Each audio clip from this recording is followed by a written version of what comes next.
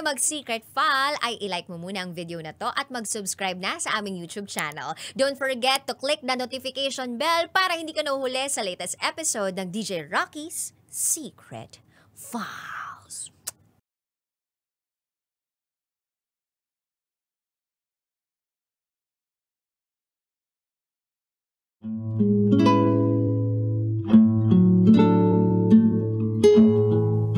And now, it's time for DJ Rocky's Secret Files.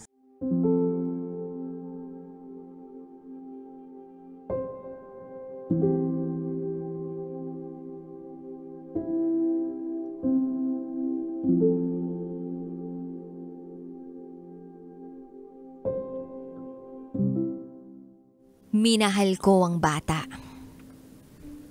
Kahit hindi ako ang nanay niya.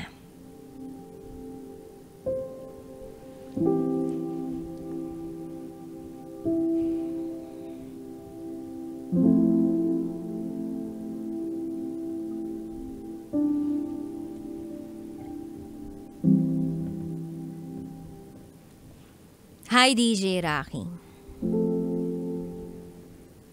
Itago mo na lang ako sa pangalang Baby. Isa akong lesbian. Avid listener mo ako mula sa Love Radio Palawan. At ito, ang aking secret file.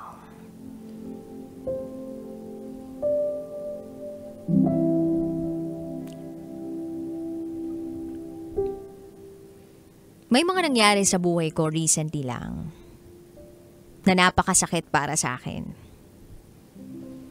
Ngayon tuloy hindi ko alam kung paano ako uusad.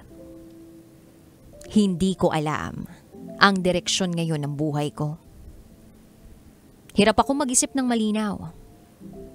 Dahil para bang, alam mo yun, may puwang sa puso ko.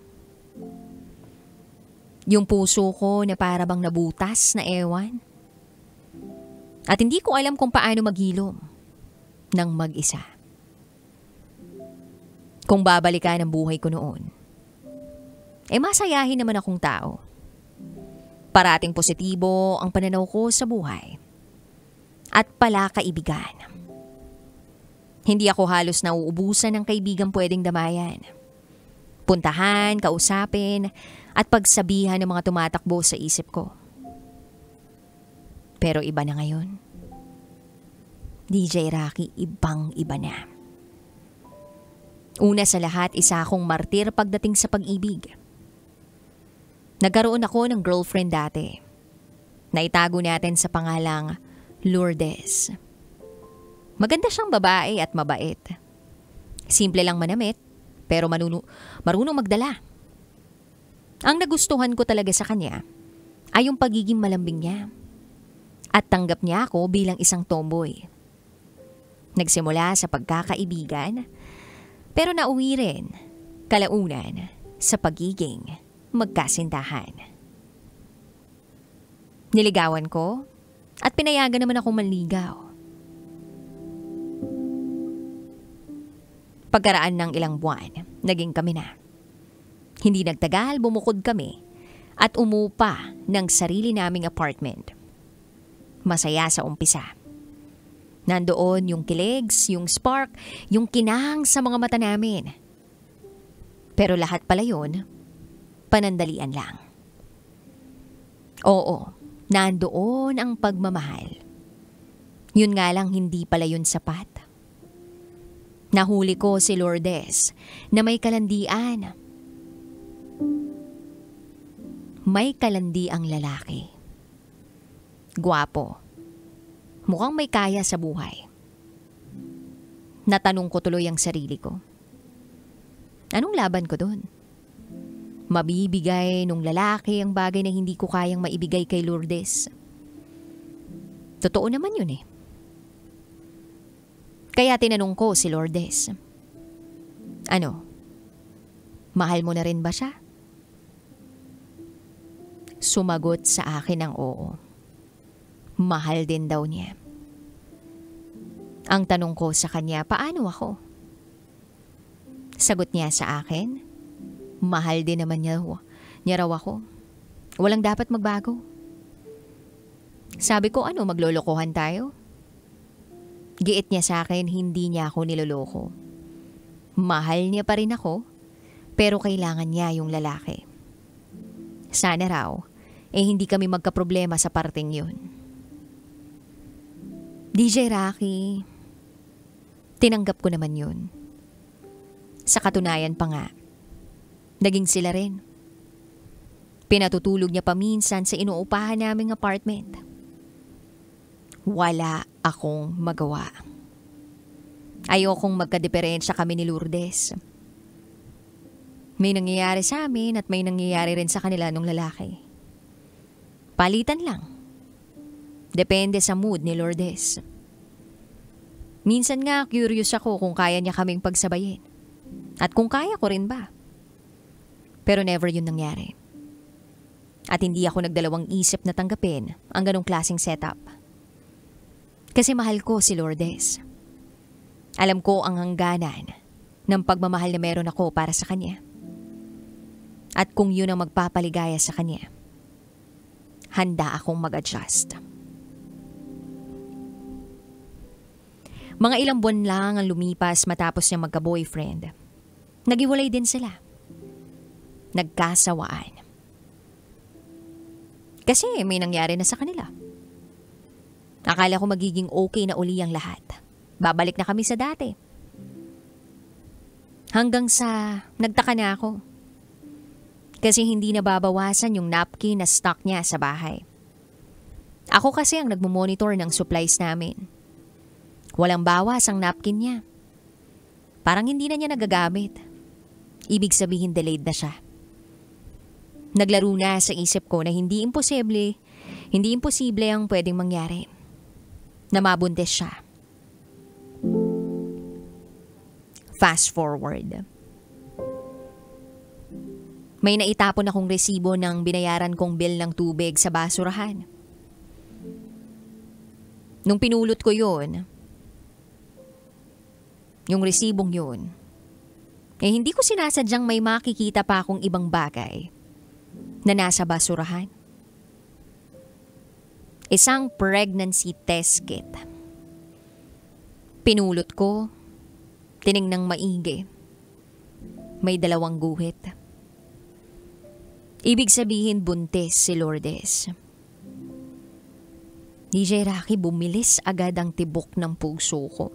Hindi ko alam kung paano tatanggapin ang katotohanan ng buntis ang girlfriend ko. Hindi ko rin naman matiis, kaya kinausap ko agad siya. Kinumpronta ko si Lourdes, sabi ko, nakita ko tong piti mo sa basurahan. Pat hindi mo sa akin sinabi. Ha? Hanggang kailan mo ako pagtataguan ng sikreto, ha? Mahal mo ba talaga ako, Lourdes? Namutla siya.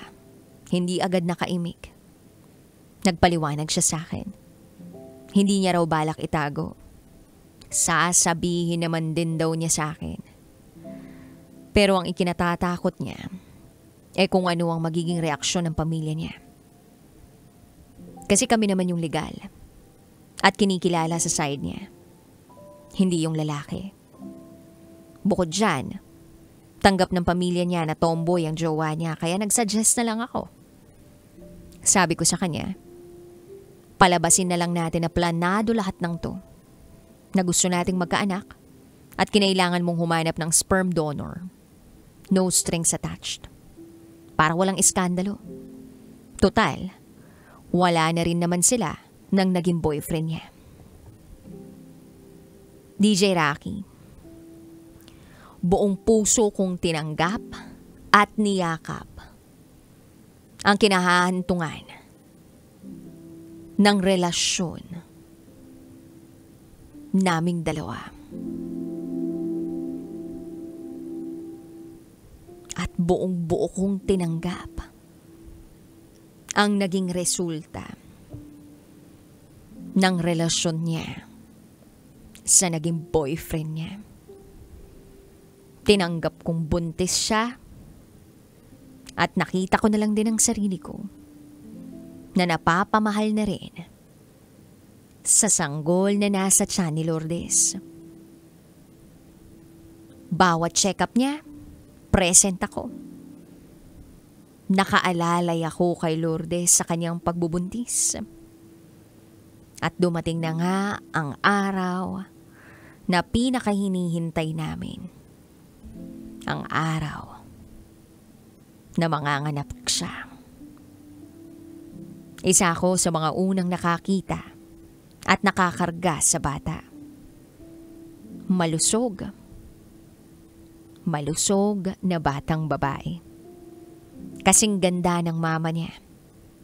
Kasing ganda ng babaeng mahal na mahal ko. Sa pagdating ng anak ni Lourdes sa mga buhay namin, hindi ko sukat akalain, DJ Rocky. Nababaguhin ng husto ng batang yun ang mismong buhay ko. Kahit hindi niya ako kadugo.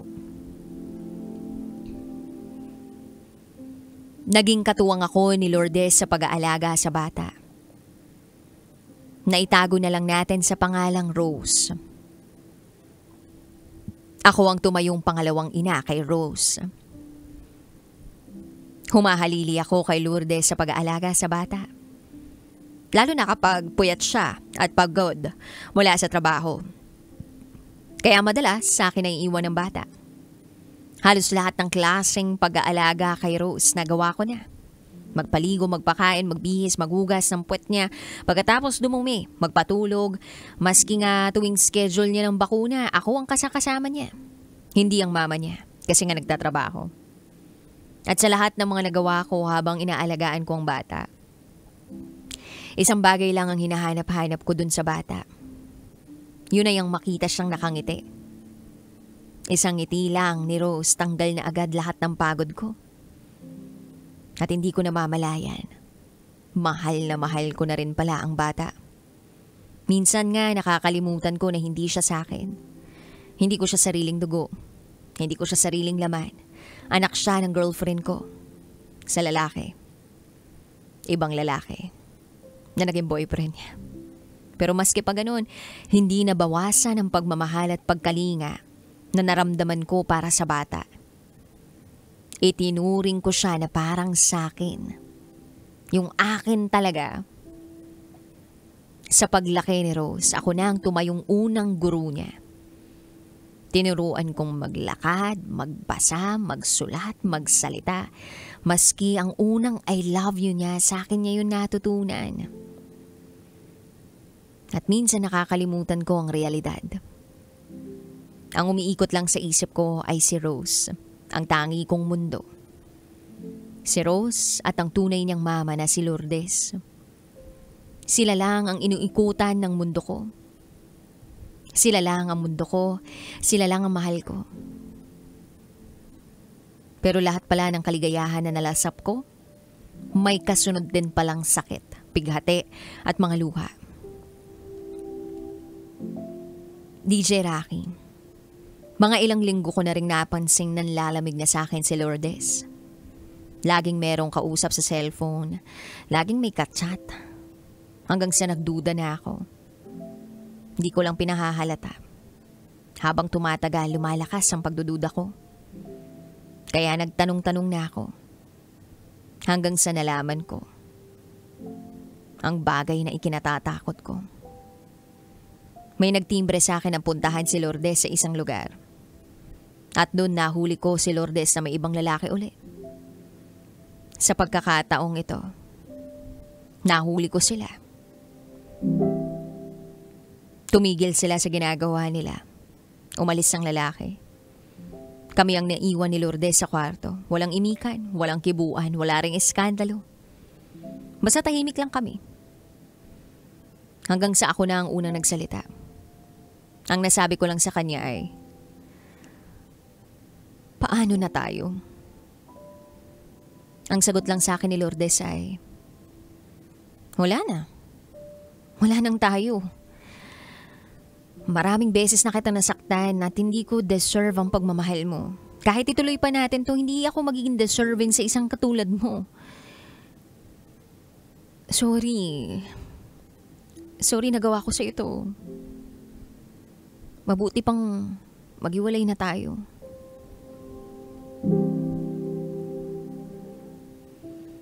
Natahimik kami ng ilang minuto. Ang awkward ng lahat. Hanggang sa isang tanong na lang ang naisip kong banggitin sa kanya. Paano na si Rose? Sagot sa akin ni Lourdes. Ako naman ang mama niya eh. Salamat sa lahat ng tulong mo sa pagpapalaki sa kanya ha.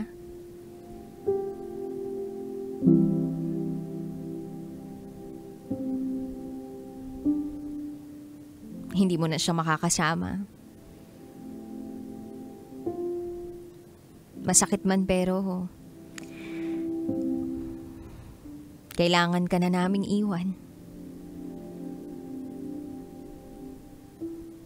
DJ Rocky, para akong sinaksak ng kutsilyo. Nang marinig ko ang mga salita ni Lourdes, para akong binuhusan ng yelo sa katawan, nakakapanlamig, nakakamanhid, nakakabaliw. Alam mo yun, yung pakiramdam na sa isang iglap lang, sa isang sandali lang, mawawala sa'yo agad ang lahat ng mahal mo. Yung girlfriend mo at yung anak niya, na pinag-alayan mo na rin ng kapiraso ng puso mo. Aalis agad sa buhay mo at iiwan ka ng biglaan. Oo nga naman kasi, hindi ako ang nanay nung bata, pero parte na siya ng puso ko. Parte na siya ng buhay ko. Hindi alam ni Lourdes na ilang balde na rin ng luha ang iniyak ko nang hindi ko sinasabi sa kanya. Sa tuwing naiisip ko na baka dumating ang araw na bigla na lang silang mawawala sa akin, eto na, nangyari na. Eto na yun. Iniwan na ako ni Lourdes at sinama si Rose. Ang masakit nito, wala naman akong karapatang magreklamo. Wala akong karapatan dun sa bata. Hindi ako ang ina. Hindi ako ang ama. Naging tagapag-alaga lang ako. Pero kahit kailan hindi magiging akin yung bata. Yung batang buong puso kong minahal at niyakap. Itinuring na sarili kong anak. Kung tutuusin nga, mas naging nanay pa ako kay Rose kaysa kay Lourdes.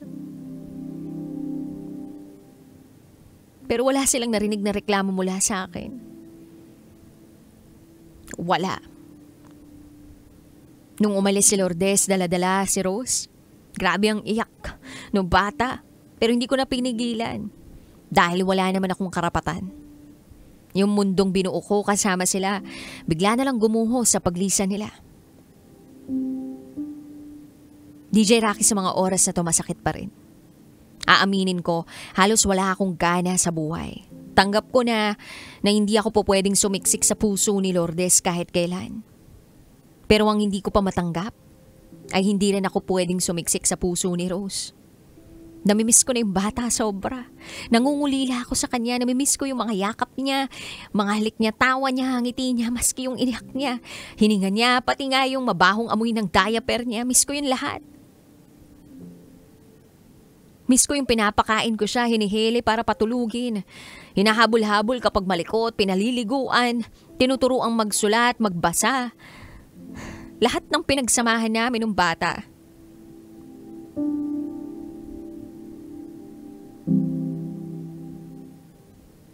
At dito ko naramdaman na kayang-kaya ko pala. Kaya ko palang magmahal bilang isang ina. Hindi ko kinakailangan maging straight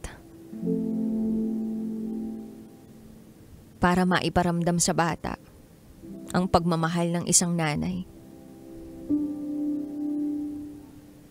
Kaya kong mahalin yung isang tao. Kahit hindi siya galing sa akin, kahit hindi siya nagmula sa akin. Masakit lang talaga. Kasi kabanata lang ako sa buhay niya. Napapaisip nga ako eh. Pag lumaki na siya, hindi niya na ako maaalala. O baka wala talaga siyang maaalala tungkol sa akin. Sa ngayon, mag-isa akong naiwan sa apartment na inuupahan namin. At dahil hindi ko na rin kayang bayaran to itong mag-isa, nakapagdesisyon na akong uuwi na lang sa mga magulang ko na nasa probinsya. Inaantay ko na lang din na matapos na yung kontrata namin sa nagpapaupa hanggang sa katapusan ng buwan na to, para hindi sayang yung binayad namin. Malulungkot lang kasi ako kung mananatili ako sa apartment na to. Lahat ng alaala, magbabalik lang. Lahat ng lungkot, lilitaw lang ng paulit-ulit. Kaya mabuti pang iwan ko na lang lahat dito. At subukang magsimula ulit. Kung paano, ewan. Hindi ko pa alam, bahala na. Siguro, panghuling mensahe ko na lang kay Lourdes. Mahal pa rin naman kita.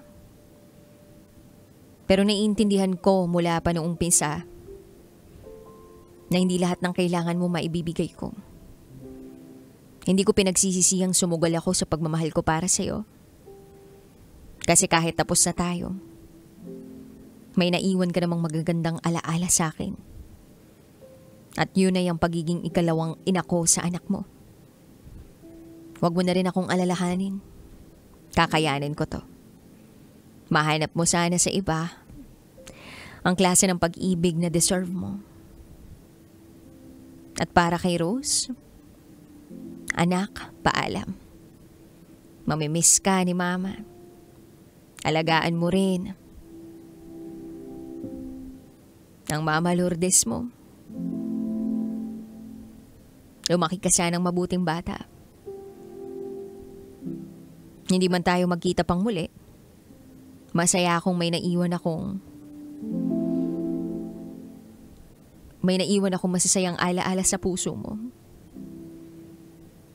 At masaya rin ako na binigyan mo ng sobra-sobrang kaligayahan yung puso ko. Kahit sa sandaling panahon na nagkasama tayo, habang buhay kitang mamahalin. Mahal na mahal kita, anak. Mahal na mahal ka rin ni Daddy God. Mamahalin kita mula sa malayo. Tatanawin kita, anak. Paalam. At hanggang sa huli. Yun lang, DJ Rocky. Maraming salamat sa pag-ere ng storya ko. Muli, ako si Baby. At ito, ang aking Secret 5.